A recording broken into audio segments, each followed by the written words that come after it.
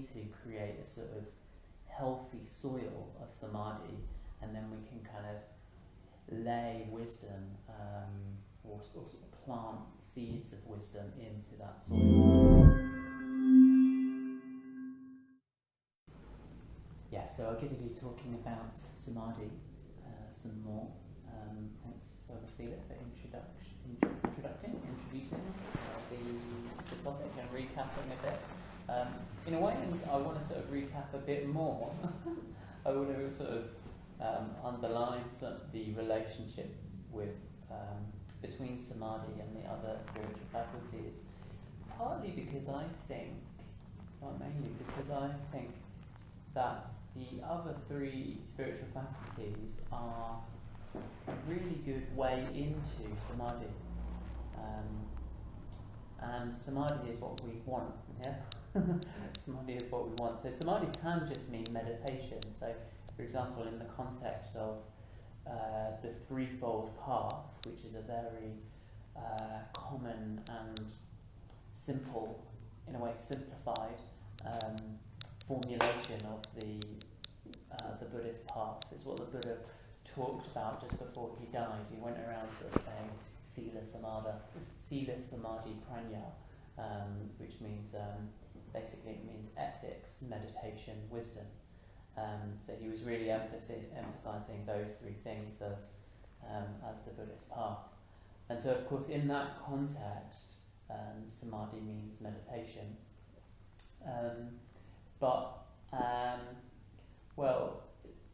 Bhante Sangharakshita, the founder of our tradition, when he talks about this, he talks about it meaning meditation par excellence.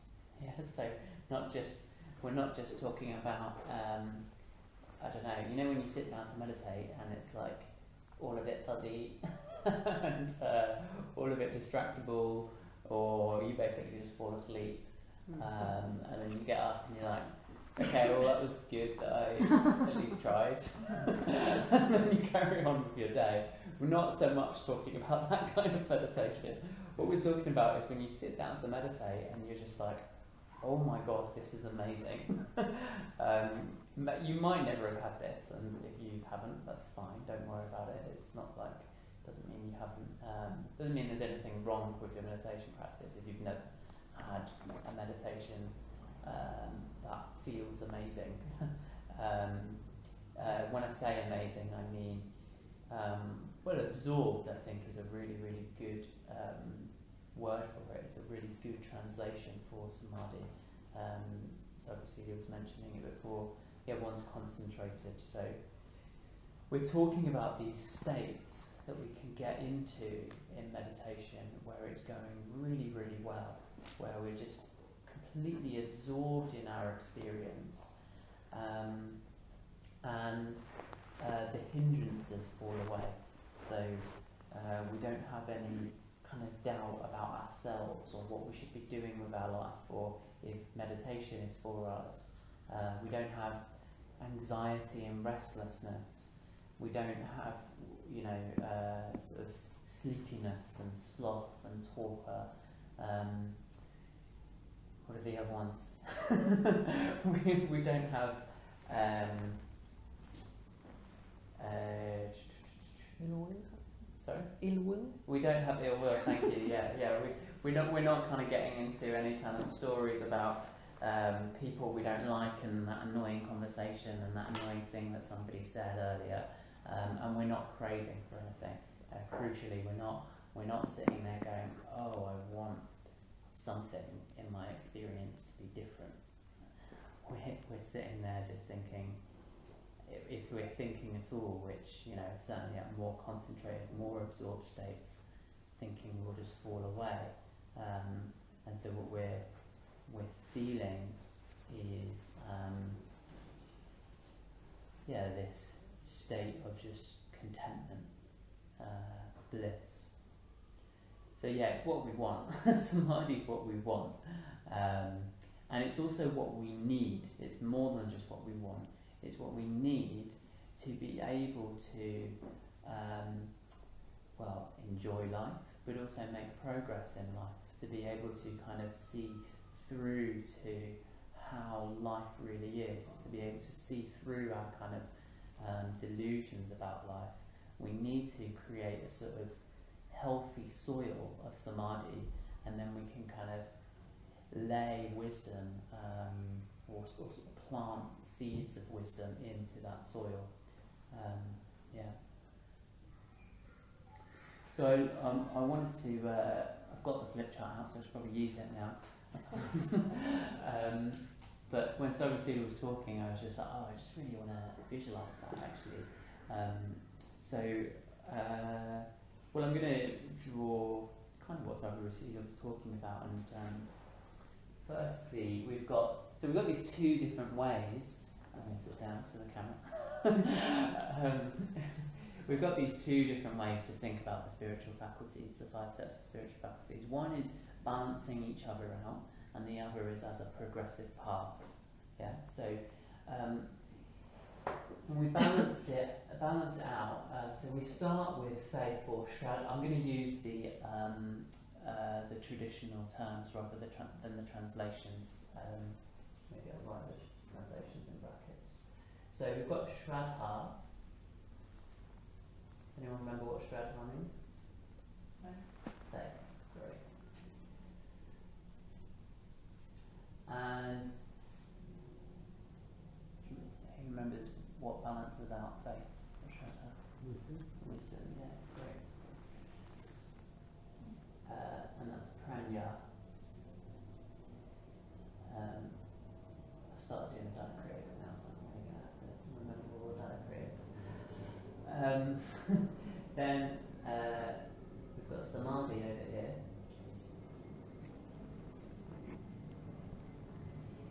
And then this is really heavy, isn't it? And then what balances out Samadhi? Nirvana. Yeah, great. Great, so we're learning something. And then in the middle here, you probably talked a lot about this last week. Those of you who were here last week, is get it in the middle, is called Smrti, which is a word for mindfulness. And in this context, mindfulness is a sort of balancing factor. And so I might come back to that. So yeah, we've got the 5 in there. And then as a progressive path, we start with Shraddha. And I want to talk about this briefly in the context of meditation. So in the context of kind of our spiritual life, yeah, we need to start with some inkling of like, this would be a good thing to do. And that's what faith starts out as. Shraddha is also translated as confidence, which I think in some ways is a more helpful translation of Shraddha, because sometimes faith can sound a bit like, well, I don't know, sometimes we can think immediately of blind faith when we think of faith. Whereas confidence, I don't know, if you are flying in an aeroplane, you've definitely got confidence that it's not going to crash. You're placing your confidence in the pilot, etc. It's a bit like that when you sort of start to embark on a single meditation or a whole spiritual life.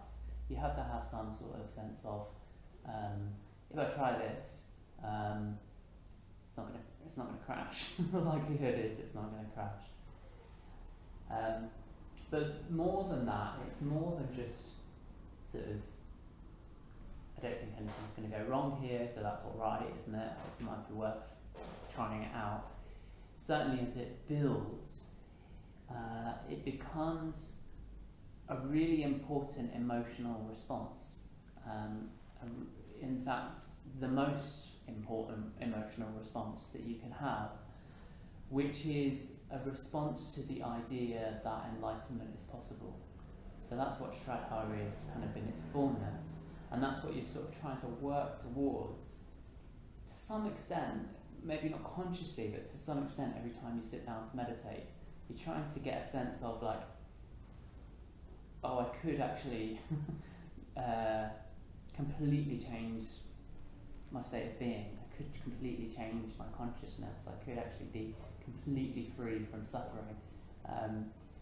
If you can tune into that when you meditate, then I think you're much more likely to have a good meditation. So if you just sit down to meditate and go, this is probably what I should do. I said I wanted to meditate, so I should probably meditate, or whatever it is, then you probably won't have as much of a good meditation as if you sit down and go, this is the most important thing I could possibly be doing with this time right now, because there is the potential for me to reach complete enlightenment. Yeah, and that's a sort of emotional response that would build over time as you practice and you start to believe that as a possibility more. What happens is, if you do believe that, if you sit down and really contemplate that and really have a sense of that as a reality, it's very exciting. It's very, very exciting, that idea. Yeah, like imagine that you could actually become enlightened. You could actually kind of completely move beyond suffering, and a wave of energy can arise. Sometimes it can be like that. Sometimes it can be just a rush of like, wow, imagine that. And then other times it could just be much more subtle. It could be kind of a bit of tingling, a bit of this sensation that's talked about as priti. It's another Sanskrit word. Priti is that sort of tingling kind of very pleasurable sensation that you can start to feel when you meditate, and you start to kind of tune into the subtleties of the body sensations, and in a way that comes as that's very related to virya. It's a sort of bodily representation of virya. So that's the connection between Shraddha and virya. And then the next one, Shanti. Well, actually, before I talk about that, I'll talk about what happens if you don't have Shanti. So if you don't respond to that sense of excitement and energy with mindfulness, what do you think happens? Have a guess. It will like numb or go away, or It will numb or go away. Yeah, exactly. Yeah. So you'll have some excited sort of feelings, and yeah, they'll go away. They'll go away because you sort of get distracted. It's a bit like I don't know if you've ever tried to spin a plate. You know, like when you spin a plate, or like a circus trick. On a stick, you have a plate, and you start balancing it. Like, so let's say you're doing that, and then, or actually a better example. Forget that example. Better example was spinning clay. Yeah, so if you're spinning clay, and then it starts to turn into a shape that you want. But then, if you get really excited and start to push too hard in that, it just collapses, doesn't it? You have to sort of come at it with more and more subtlety as the thing builds, as the shape sort of builds. You have to have more and more of a sort of gentle touch. But if you were to sort of get too excited and kind of just go, oh, it's happening, and then you sort of push too hard, it just all collapses. So that's why we need mindfulness. We need this sense of awareness of what's going on, and how to respond to it. The calming factor is moving into this next stage, which is Samadhi. So this is where this is the reason I wanted to draw both of these models, because we're both talking about balancing out virya and sort of moving through a sequential phase. the other thing about this sequential stage by this point as well, when we get to Samadhi, is so Samadhi is this state of kind of concentration and absorption, and by this point, if we've gone through all of this, there's a lot to be interested in, there's a lot to be absorbed in, concentrated in. So there's all of this pleasurable kind of emotional content of Shraddha, there's all of this pleasurable kind of physical, energic content of virya, and then there's this kind of heightened awareness of shmati, and the shmati is allowing us to be aware of those things, and then as that kind of develops into a kind of absorption, it sort of pervades the whole body. Yeah. And then from there you can go into prajna, which is what you can do not next week, but the week after. Yeah. But do come next week as well, because the ritual for Sangharashtra's birthday will be very, very good as well. And another chance for absorption, actually. Good. Let's see if there's any questions. Yeah, let's see if there's any questions. Great, so I hope you enjoyed that Dharma talk. So if you did enjoy it, if you're enjoying our videos, I just want to ask you or encourage you to think about making a donation to the Brixton Buddhist Community. We're a UK charity that relies completely on your donations to run everything here. And yeah, if this was a class, a meditation class, there'd be a donation bowl that you could just put in £10 at the end of the night to help support the activities. But as you're watching this online, well, I just want to ask you to think about making an online donation. If you've watched 4 or 5 videos this month, maybe you might want to think about giving £10. So there's a link in the description below where you can go to our website and make a donation. And if you if you want to keep giving, you don't want to worry about making that donation every month, well, you could just set up a standing order, a monthly standing order. That would be really, really helpful. Yeah, I want to suggest something of the region of maybe £10 or £20 a month. If you're able to do that, and that would be really, really helpful and help us keep producing videos like this one. Thanks for listening. Take care of yourself.